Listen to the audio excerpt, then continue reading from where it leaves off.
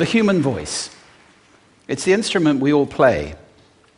It's the most powerful sound in the world, probably. It's the only one that can start a war or say, I love you.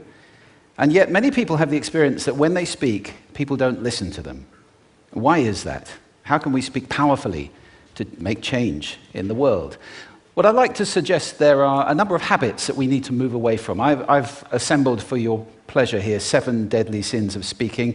I'm not pretending this is an exhaustive list, but these 7, I think, are pretty large.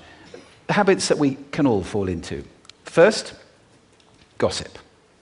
Speaking ill of somebody who's not present.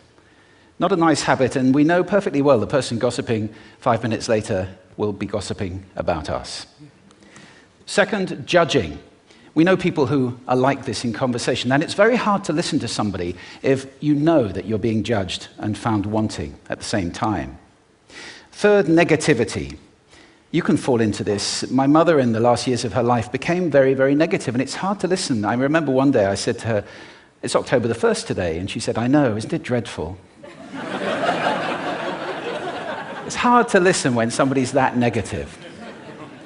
And another form of negativity, complaining. Well, this is the national art of the UK.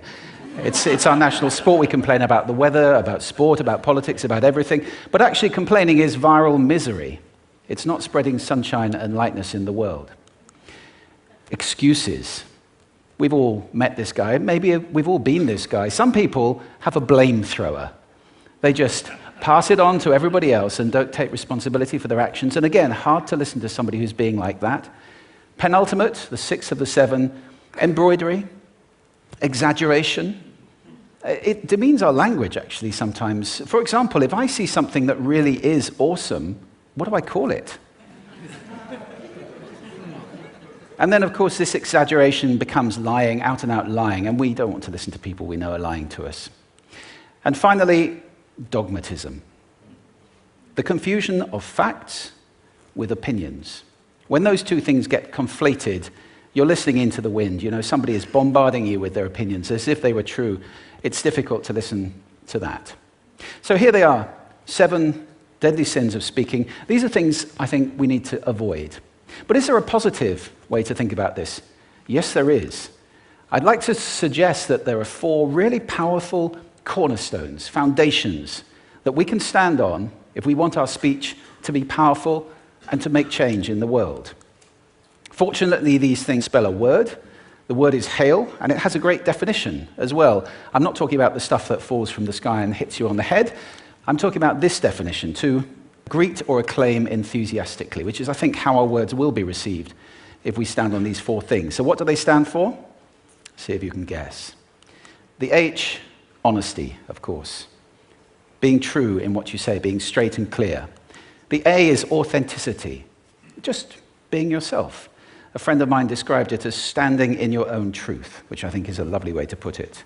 The I is integrity, being your word, actually doing what you say, and being somebody people can trust. And the L is love.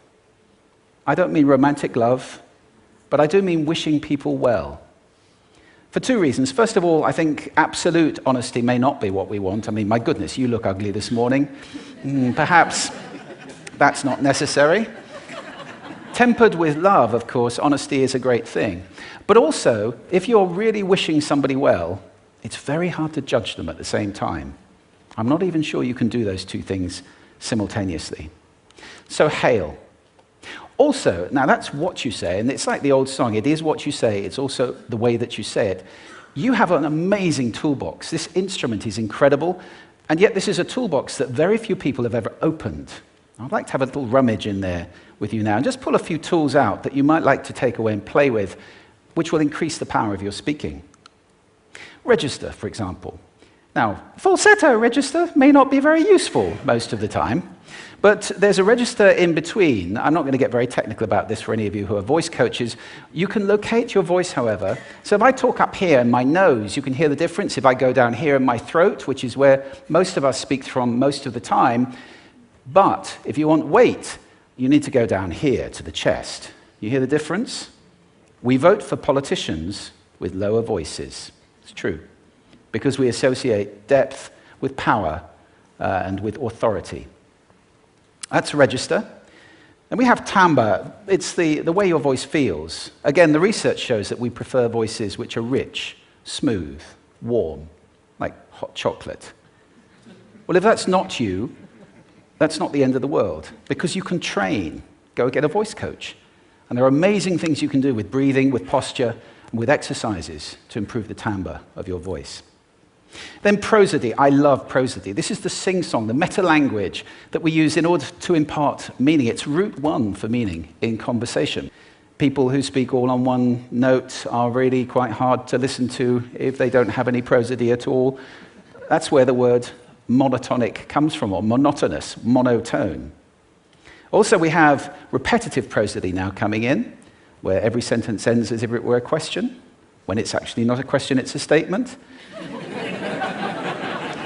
And if you repeat that one over and over, it's actually restricting your ability to communicate through prosody, which I think is a shame. So let's try and break that habit.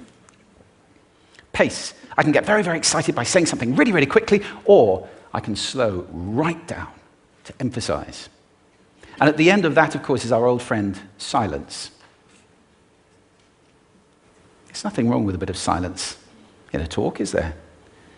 We don't have to fill it with ums and ahs. It can be very powerful. Of course, pitch often goes along with pace to indicate arousal, but you can do it just with pitch. Where did you leave my keys? Where did you leave my keys? It's a slightly different meaning in those two deliveries. And finally, volume. I can get really excited by using volume. Sorry about that if I startled anybody. Or I can have you really pay attention by getting very quiet. Some people broadcast the whole time. Try not to do that. That's called sodcasting. Imposing your sound on people around you carelessly and inconsiderately. Not nice. Of course, where this all comes into play, most of all, is when you've got something really important to do. It might be standing on a stage like this and giving a talk to people. It might be proposing marriage, asking for a raise, a wedding speech, whatever it is. If it's really important, you owe it to yourself to look at this toolbox and the engine that it's going to work on. And no engine works well without being warmed up. Warm up your voice. Actually, let me show you how to do that. Would you all like to stand up for a moment?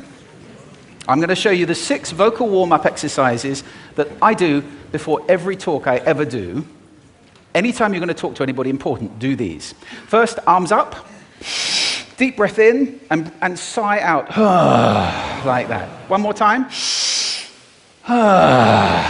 Very good. Now we're going to warm up our lips, and we're going to go bop, bop, bop, bop, bop, bop, bop, bop. Very good. And now,